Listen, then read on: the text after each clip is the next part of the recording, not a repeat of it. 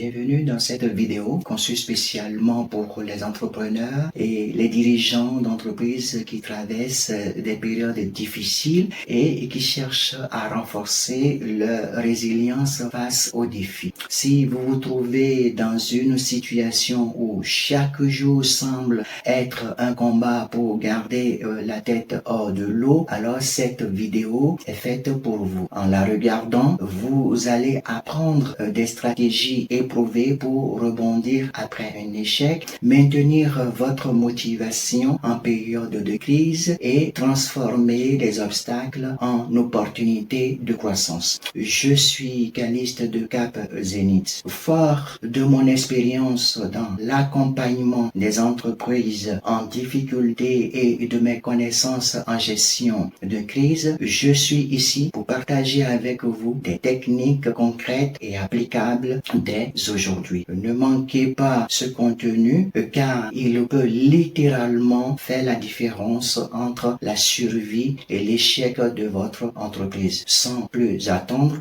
entrons dans le vif du sujet et découvrons ensemble comment développer cette capacité essentielle qu'est la résilience. Première partie donc de cette vidéo, qu'est-ce que c'est que la résilience? La résilience est la capacité à rebondir après un échec ou un événement difficile. C'est une compétence essentielle pour tout entrepreneur. La résilience donc comporte plusieurs aspects. Il y a d'abord l'adaptabilité, c'est-à-dire la capacité à s'ajuster aux changements et aux défis. Exemple, un restaurateur qui, confronté à une baisse de fréquentation due à des restrictions sanitaires, décide de développer un service de livraison à domicile et de proposer des plats adaptés à la vente à emporter. Cette capacité à s'adapter aux changements imprévus et à transformer une menace en opportunité est une caractéristique essentielle des entrepreneurs résilients. Il y a aussi dans cette catégorie la persévérance, c'est-à-dire continuer malgré les obstacles. Un exemple précis de persévérance d'un entrepreneur résilient est celui de la fondatrice de Spence.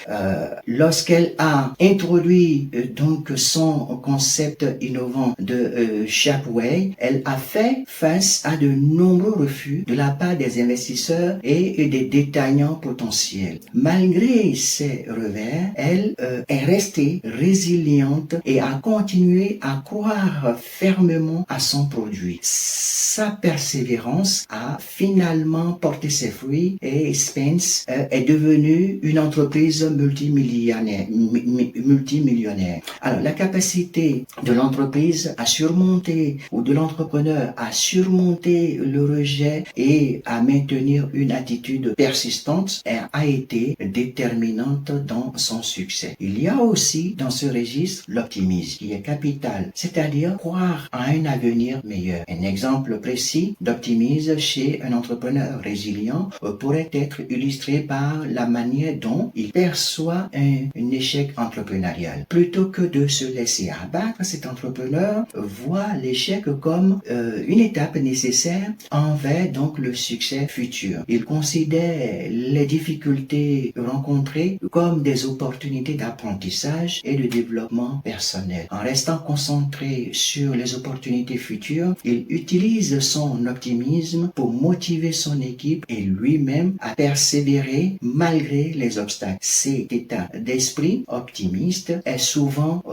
renforcé par une résilience entrepreneuriale qui permet à l'individu de rebondir rapidement après des épreuves. Cette résilience donc est alimentée par des comportements ou des compétences, je dirais même psychologiques, telles que la régulation émotionnelle et le soutien social qui aident l'entrepreneur à maintenir une attitude positive face aux défis. Alors, comment développer cette résilience au quotidien? Il faut, et ce serait donc la deuxième partie de cette vidéo, il faut comprendre et accepter l'échec. Tout d'abord, pour devenir résilient, un entrepreneur doit comprendre et accepter l'échec comme une partie intégrante du parcours entrepreneurial. Voici quelques points clés.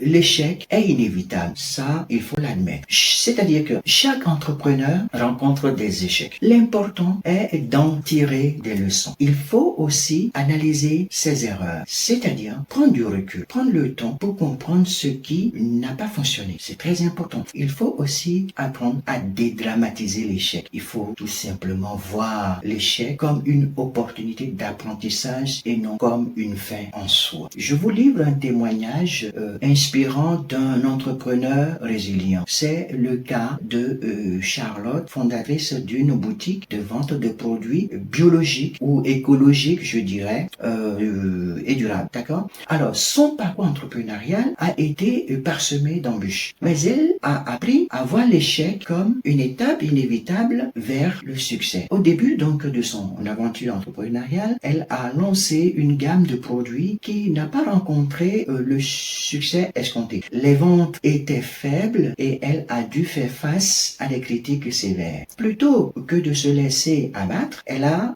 pris le temps d'analyser ses erreurs. Elle a réalisé qu'elle n'avait pas suffisamment étudié le marché et qu'elle n'avait pas bien compris les attentes de ses clients. Elle a donc décidé de retourner à la planche à dessin, c'est-à-dire de revoir sa copie. Elle a mené des enquêtes auprès de ses clients potentiels et elle a ajusté sa stratégie en conséquence. Cette expérience lui a appris donc à dédramatiser l'échec. Elle a compris que chaque erreur était une opportunité d'apprentissage pour atteindre ses objectifs ou de s'améliorer. Aujourd'hui, la boutique connaît un franc succès et elle est reconnaissante pour chaque échec qui lui a permis donc de grandir tout simplement. Mon conseil par rapport à ça est de ne pas craindre l'échec, mais de l'embrasser tout simplement et comme un allié dans le cheminement vers la réussite. Ces témoignages illustrent comment l'échec peut être transformé en une source précieuse d'apprentissage et de croissance. Comment analyser et tirer des leçons de ces échecs? Pour moi, je dirais, c'est tout à fait très simple. Il faut établir ou maintenir un journal de bord, c'est-à-dire noter ses échecs et les leçons apprises. Il faut discuter avec un mentor ou des mentors, partager donc ces expériences et obtenir des conseils. Troisième partie donc de cette vidéo, développer un mental d'acier. Pour être résilient, chers amis entrepreneurs, il faut développer un mental d'acier. Voici quelques techniques que vous pouvez observer. La méditation en pleine conscience, c'est-à-dire des pratiques qui vous aideront donc à gérer le stress et à rester concentré. Je prends le cas d'un entrepreneur, c'est-à-dire un entrepreneur résilient commence sa journée par une méditation de 10 minutes, se concentrant sur sa respiration pour apaiser son esprit. Vous pouvez aussi pratiquer la pleine conscience en écoutant attentivement vos collaborateurs sans jugement lors des réunions. Face aux défis, il faut rester ancré sur le moment présent, cherchant des solutions plutôt que de se laisser submerger par le stress. Chaque soir, par exemple, il faut réfléchir aux leçons apprises, renforçant ainsi votre capacité d'adaptation et votre sérénité. Il faut aussi des affirmations positives, renforçant ainsi donc votre mental avec des pensées positives. Par exemple, je suis capable de surmonter tous les défis qui se présentent à moi. Un autre exemple, chaque obstacle est une opportunité d'apprentissage et de croissance. Je crois en ma vision et en ma capacité à la réaliser et par exemple, chaque jour, je fais un pas de plus vers le succès. Alors, après des affirmations positives, il faut aussi la visualisation, c'est-à-dire imaginer votre succès futur pour rester motivé. Par exemple, un entrepreneur résilient visualise son succès en se voyant surmonter les défis avec détermination et créativité. Il imagine ses objectifs atteints, ressentant donc la satisfaction et la fierté de ses accomplissements. Il se projette en train donc de collaborer efficacement avec son équipe, inspirant confiance et motivation. Et enfin, il se voit apprendre donc de chaque échec, transformant donc les obstacles en opportunités de croissance. Voyons à présent, et ce serait donc notre quatrième partie, comment s'entourer, parce que il en faut. Il faut s'entourer donc de bonnes personnes. Alors, votre entourage l'entourage, ça il faut le savoir, chers amis entrepreneurs, joue un rôle crucial dans le développement de votre résilience. Voici, je partage avec vous quelques astuces. Choisissez, chers amis, des mentors et des modèles, c'est-à-dire des personnes qui ont surmonté des échecs et qui peuvent donc vous inspirer. Rejoignez des communautés d'entrepreneurs, c'est-à-dire profitez, avoir le soutien et les conseils des pairs, ce qui vous serait vraiment inestimable. Il faut éviter donc les personnes toxiques. Elles peuvent donc saper votre morale et votre motivation. Je vous livre ou je partage avec vous dans le cadre de cette vidéo un témoignage inspirant d'un entrepreneur résilient. C'est le cas de Philippe, un entrepreneur dans le secteur donc de la technologie depuis 5 ans. Son parcours n'a pas été sans échec ou sans défi, mais il a appris que la résilience est la clé fondamentale donc du succès. Dès le début, il a compris l'importance de s'entourer des bonnes personnes. Il a choisi des mentors qui non seulement avaient réussi dans leur domaine, mais également qui ont accepté donc partager ses valeurs ou qui partagent tout simplement ses valeurs. Alors, leur conseil avisé et leur soutien indéfectible l'ont aidé à naviguer à travers les moments difficiles qu'il a connus. Il a profité donc de ses pairs, ce qui lui a permis donc d'apprendre à voir l'échec comme des opportunités d'apprentissage plutôt que comme des obstacles insurmontables. Alors, rejoindre donc des communautés d'entrepreneurs a également été crucial pour lui. Ces groupes lui ont offert donc un espace pour partager ses expériences, poser des questions et apprendre des autres. La solidarité et l'entraide qui règnent dans ces communautés lui ont permis de se sentir moins seul dans son aventure entrepreneuriale. Enfin, il a appris ou il a pris la décision consciente d'éviter les personnes toxiques qui pouvaient saper son énergie et sa confiance. En se concentrant sur les relations positives et en cultivant donc un environnement sain, il a pu maintenir donc une attitude optimiste et proactive. Aujourd'hui, tout simplement, Philippe est fier de ce qu'il a pu accomplir et il continue à avancer avec détermination. La résilience soutenue par un réseau solide et bienveillant est véritablement la clé de son succès. Ce témoignage, chers amis entrepreneurs, illustre comment le choix de mentors, l'appartenance à des communautés et l'évitement des influences négatives peuvent renforcer la résilience d'un entrepreneur. Alors voyons maintenant, ce sera donc la 5e partie de notre vidéo, comment maintenir la bonne hygiène de vie. Car il en faut. Une bonne hygiène de vie est essentielle pour maintenir la résilience. Voyons, partageons, je dirais, quelques conseils à cet effet. Il faut des exercices réguliers pour maintenir donc pour avoir une bonne résilience.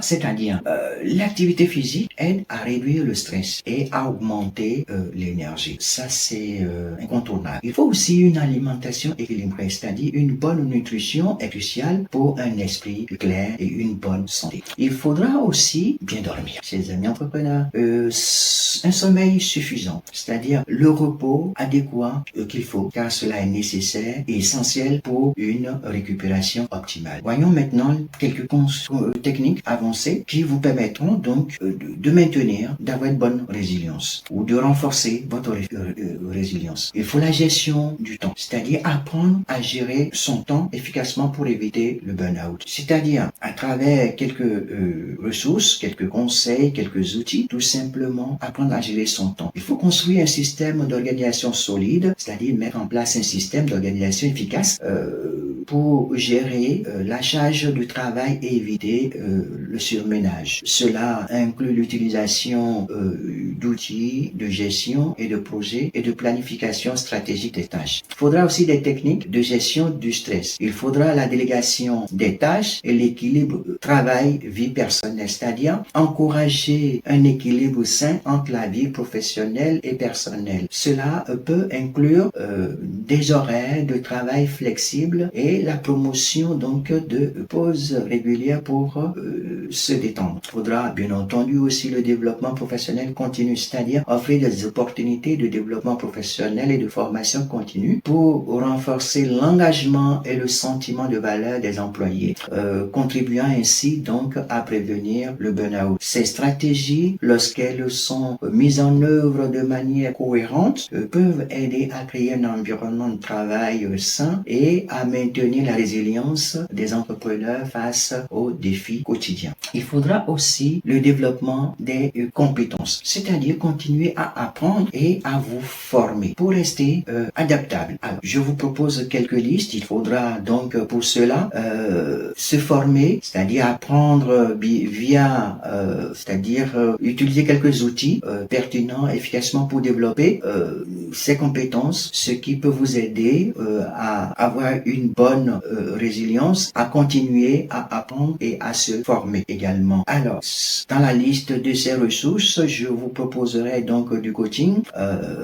Je vous proposerai également donc des séances de formation du genre apprendre à apprendre. Il faut aussi utiliser des outils comme Notion par exemple, un outil digital polyvalent qui vous permet de créer donc des espaces de travail personnalisés pour organiser des tâches, prendre donc des notes et gérer des projets. Il faut utiliser le mentorat et puis profiter donc pour se former, c'est-à-dire adopter le principe de la formation continue, c'est-à-dire participer à des formations continues telles que celles proposées par des centres de formation spécialisés, ce qui vous permettra donc de renforcer vos compétences managériales par exemple et d'adapter votre communication et votre leadership aux besoins actuels. Alors ces outils, une fois encore, vous permettent donc de rester compétitif et adaptable dans un environnement de constante évolution. Il faut pratiquer la gratitude, c'est aussi très important. Reconnaissez et appréciez les aspects positifs de votre vie. Par rapport à ça, il faut tenir le journal de gratitude, c'est-à-dire écrire régulièrement dans un journal de gratitude. Ça vous permet donc de vous concentrer sur les aspects positifs de la vie. Cela aide à réduire l'anxiété et à promouvoir un état d'esprit plus positif en reconnectant donc le cerveau pour qu'il se concentre sur ce qui va bien dans la vie. Il faut exprimer la gratitude envers les autres, que ce soit donc par des notes de remerciement, des messages d'appréciation et des cadeaux symboliques. Exprimer sa gratitude envers ses collaborateurs, clients et partenaires renforce les relations et favorise un environnement de travail positif et motivant. Il faut la méditation ou la médiation entre donc ces équipes, pratiquer la méditation gratuite. Il faut aussi pratiquer la médiation de gratitude, c'est-à-dire intégrer la gratitude dans une pratique de méditation quotidienne. Ça vous aide à rester ancré dans le moment présent et à renforcer les schémas de pensée négative. Alors cela peut également améliorer le bien-être mental général et renforcer la résilience face aux défis. Voilà, chers amis, nous avons fait le tour de cette thématique, de cette problématique. Merci à vous d'avoir regardé cette vidéo sur les stratégies de résilience. J'espère que ces conseils vous aideront à surmonter les défis et à continuer à avancer avec détermination. Pour me soutenir, m'encourager, n'oubliez pas de liker cette vidéo, de vous abonner à ma chaîne et de laisser un commentaire pour partager vos propres stratégies de résilience. Merci et à bientôt pour de nouvelles vidéos.